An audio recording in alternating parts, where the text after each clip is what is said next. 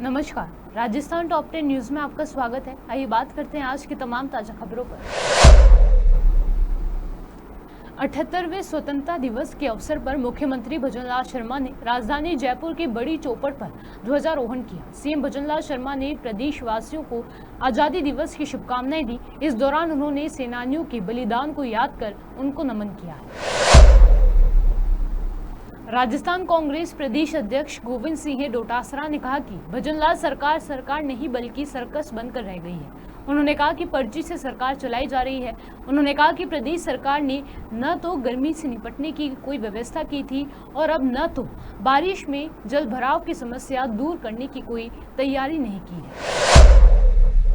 इन विपरीत परिस्थितियों में अपने से जो हो सकेगा वो मदद करेगा और इस देश में जिस प्रकार का वातावरण जो नफरत की बीज बोए जा रहे हैं, नफरत फैलाई जा रही है, उसको प्यार में बदलने के लिए अपनी तरफ से कोई और कसर नहीं छोड़ेगा। इन्हीं शब्दों के साथ आप सब लोगों की बहुत बहुत शुभकामनाएं। देश में गरीबी की स्थिति हो रही है, खासतौर से कृषि और आपदा विभाग में मंत्री प्रभारी मंत्री सवाई माधोपुर में झंडा फहराते हैं, बैठक लेते हैं, लेकिन कहते हैं वो मंत्री नहीं है। रोड शीट चला रहे हैं और डिजायर दिख रहे हैं, लेकिन कहते हैं मंत्री नहीं है। कौन कहते हैं?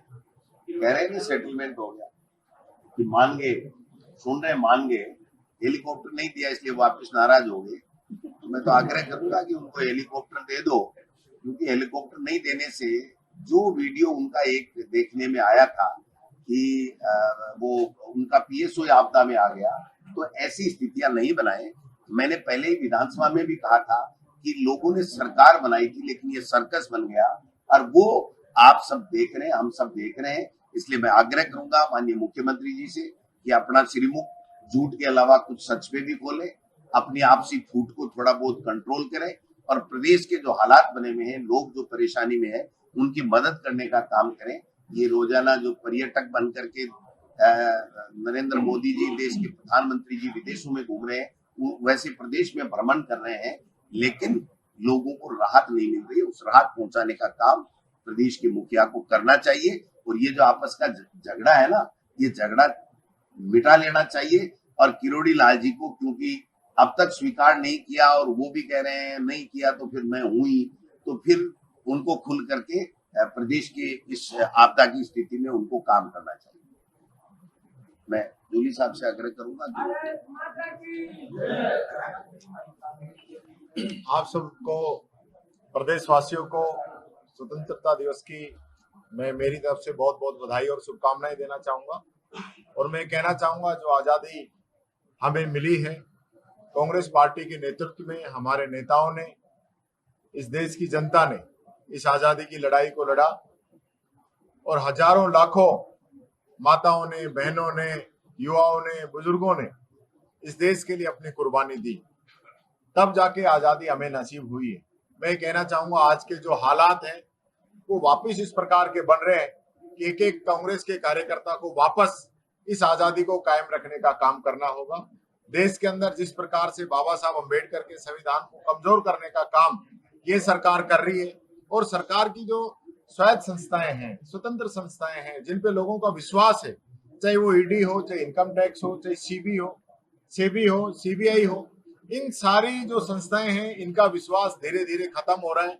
इनकी कार्रवाइयां ऐसा लग रहा है कि जैसे राजनीति से प्रेरित है और उनका खामियाजा इस देश की जनता को भुगतना पड़ रहा है, इस देश के संविधान को भुगतना पड़ रहा है, संविधान को कमजोर किया जा रहा है। ये बात मैं कहना चाहूंगा। आज जिस प्रकार के हालात देश के अंदर बने हैं, प्रदेश के अंदर बने हैं, जरूरत है हम सब लोगों को एकजुट होकर वापिस जय हिंद का नारा लगाते हुए आम जन की सेवा के लिए, संविधान को बचाने के लिए एक एक कार्यकर्ता को आगे आना पड़ेगा। ये बात मैं कहना चाहूंगा। और साथ ये भी कहना चाहूंगा कि आज प्रदेश के जो हालात हैं, जैसा कि अध्यक्ष जी ने अभी बताया, जो भी प्राकृतिक आपदाएं इन लोगों के सामने आई, चाहे वो लू की बात हो, चाहे वो बिजली की बात हो, चाहे वो पानी की बात हो और अब बरसात की बात हो, सब जगह सरकार फैल हुई है। मुख्यमंत्री जी जहां जा रहे हैं, सूखे में जा रहे हैं, जहां पानी भरा हुआ है वहां नहीं जा रहे हैं। लोगों की मौत हो रही है, उनको कोई मुआवजा कोई नहीं दे रहे, लोग फंसे हुए हैं। इनके देखते देखते खुद भरतपुर के अंदर 20-20 साल के लड़के काल के गिरास बन गए। कहां थी सरकार, क्या कर रही थी? 50 से ज्यादा डेथ राजस्थान के अंदर हो चुकी है और सरकार सो रही है, आपस में लड़ रही है। कौन आपदा प्रबंधन कर रहा है। खुद मंत्री जी लगातार कह रहे हैं कि मैं मंत्री नहीं हूं, सरकार कह रही है वो मंत्री हैं, प्रदेश अध्यक्ष कह रहे हैं कि वो मान गए हैं। भाई मान गए हैं तो काम करें। मीटिंग में मुख्यमंत्री ले रहे हैं, चेक मुख्यमंत्री बांट रहे हैं, हेलीकॉप्टर में मुख्यमंत्री घूम रहे हैं, आपदा प्रबंधन मंत्री को खुद प्रबंधन करके घूमना पड़ रहा है। ये हालत प्रदेश के अंदर इन लोगों की बन रही है। मैं कहना चाहूंगा आपसी प्रबंधन आपदा का इनका बाद में हो जाएगा, पहले जनता की सुध लें। आज पूरा जयपुर जाम हुआ पड़ा है चारों तरफ से, कोई मैनेजमेंट नहीं है, कोई तैयारियां नहीं है। बरसात की तैयारी बरसात के आने से पहले की जाती है, ये लोग आज तैयारी कर रहे हैं, उसका खामियाजा इस प्रदेश की जनता को, जयपुर की जनता को भुगतना पड़ रहा है। और जयपुर नहीं, जितने भी शहर हैं, जितने भी प्रदेश के जो बड़े गांव हैं, सब जगह हालत खराब है, क्योंकि आपदा के नाम पे न कोई बजट है, न कोई मैनेजमेंट है, न कोई तैयारी है। सिर्फ और सिर्फ हवाई काम चल रहा है, पर्ची आ जाती है उसकी बात रख देते हैं, इसके अलावा कोई बात इस सरकार की नहीं है। तो मैं यही कहना चाहूंगा, कम से कम आज स्वतंत्रता दिवस के अवसर पर ये सरकार भी कुछ अपने अंदर झांके कि देश की आजादी की वजह से आज ये सत्ता के अंदर है, इस देश के संविधान की वजह से सत्ता के अंदर है। आपने जो शपथ लिए उसमें आपने इस देश की सेवा करने के लिए, प्रदेश की सेवा करने के लिए आपने। राजस्थान विधानसभा चुनाव 2023 में भले ही टोंक में भाजपा कांग्रेस से हार गई हो, लेकिन सड़कों पर आज भी झंडे बीजेपी के ज्यादा है। चाहे प्रदर्शन हो, रैली या कोई बवाल, पायलट के गढ़ में बीजेपी कोई मौका नहीं छोड़ रही। मकसद है टोंक में सचिन पायलट के दबदबे को कम करना। 13 अगस्त को एक बार फिर यहां ऐसा ही एक नज़ारा दिखा। मौका था 15 अगस्त पहले तिरंगा यात्रा निकालने का, और इसी की कमान संभाल रहे थे टोंक में सचिन पायलट से कई बार हार चुके अजीत सिंह मेहता। अब भले ही अजीत मेहता पायलट के सामने बार बार हार रहे हों, लेकिन पार्टी का काम तो करना ही है। 15 अगस्त के दौरान भारतीय जनता पार्टी देश भर में तिरंगा यात्रा निकालती है, और टोंक में यही काम कर रहे थे पूर्व विधायक और बीजेपी जिला अध्यक्ष अजीत सिंह मेहता। राजस्थान में हिरण शिकार मामले में शिकारी गैंग के 7 सदस्य गिरफ्तार। होटलों में करते थे हिरण के मांस की सप्लाई। 1.5 साल से चल रहे थे 3 गैंग। अब 7 आरोपी पुलिस रिमांड पर। बाड़मेर में 10 हिरणों के साथ एक साथ शिकार के मामले में पुलिस और वन विभाग ने शिकारी गैंग के 7 सदस्यों को गिरफ्तार किया है। आरोपियों से पूछताछ में सामने आया कि आरोपी हिरण शिकार के बाद हिरणों का मांस ग्रेनाइट माइंस और अन्य होटलों में सप्लाई करते थे। इसके बाद उनको प्रति किलो मांस का 200 से 300 रुपए किलो मिलता था। पुलिस ने गिरफ्तार 7 आरोपियों को 17 अगस्त तक रिमांड पर लेकर पूछताछ में जुटी। दिल्ली में अखिल भारतीय राष्ट्रीय कांग्रेस कमेटी के महासचिवों, प्रभारियों और पीसीसी अध्यक्षों की बैठक हुई थी, जिसमें राहुल गांधी के पास पहली कतार में पूर्व डिप्टी सीएम सचिन पायलट बैठे दिखे।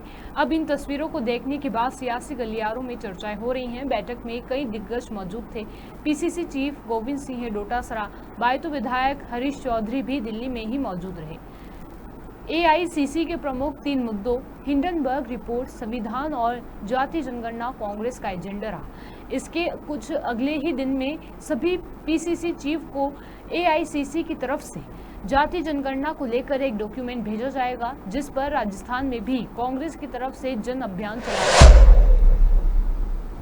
झालावाड़ जिले के डग भवानी मंडी क्षेत्र में मिश्रोली गांव के आसपास साल 2018 और उससे पूर्व में मशीनरी स्टोन के नाम पर आवंटित खदानों से लोग ग्रेनाइट जैसा कीमती पत्थर निकालते रहे और खान विभाग को भनक तक नहीं लगी। ठेकों का आवंटन करने के बाद विभाग ने इस इलाके से ऐसा मुंह मोड़ा कि पलट कर दोबारा यहां नहीं देखा। मशीनरी स्टोन में नाम पर आवंटित की गई इन खदानों से लोग बड़े बड़े ब्लॉक निकलते रहे और सरकार को मशीनरी स्टोन की रॉयल्टी चुकाकर चूना लगा। जेल प्रहरी भर्ती परीक्षा 2018 में ऑनलाइन परीक्षा से पहले लीक पर्चा पढ़कर जेल प्रहरी बने 3 आरोपियों को एसओजी ने गिरफ्तार कर लिया है। इस मामले में एसओजी पहले 11 आरोपियों को गिरफ्तार कर चुकी है। अब चयनित हुए 3 जेल प्रहरियों को एसओजी ने दबोच लिया है। राजस्थान सरकार के मंत्री मदन दिलावर एक बार फिर कांग्रेस पार्टी और राहुल गांधी पर जमकर हमलावर दिखे। दिलावर ने कहा कि हिंदुओं को हिंसक कहने वाले राहुल गांधी और उनकी पार्टी कांग्रेस से सावधान रहना। मदन दिलावर ने मंच से राहुल गांधी पर जमकर तंज कसे। शिक्षा मंत्रालय ने 12 अगस्त को नेशनल इंस्टीट्यूशनल फ्रेमवर्क की घोषणा कर दी है। केंद्रीय शिक्षा मंत्री धर्मेंद्र प्रधान ने नई दिल्ली में भारत मंडपम में ये लिस्ट जारी की। NIRF रैंकिंग में IIT मद्रास लगातार 7 सालों से इंजीनियरिंग श्रेणी में टॉप पर है। ओवरऑल कैटेगरी में IIT मद्रास टॉप पोजीशन पर है। 2023 में IIT मद्रास को ओवरऑल के साथ इंजीनियरिंग श्रेणियों में सर्वश्रेष्ठ संस्थान घोषित किया।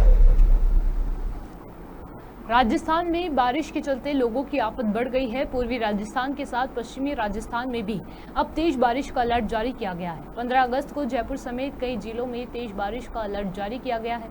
15 अगस्त को जयपुर के साथ 4 संभागों में बारिश का अलर्ट जारी किया गया। वहीं करीब 23 जिलों में बारिश का येलो अलर्ट है।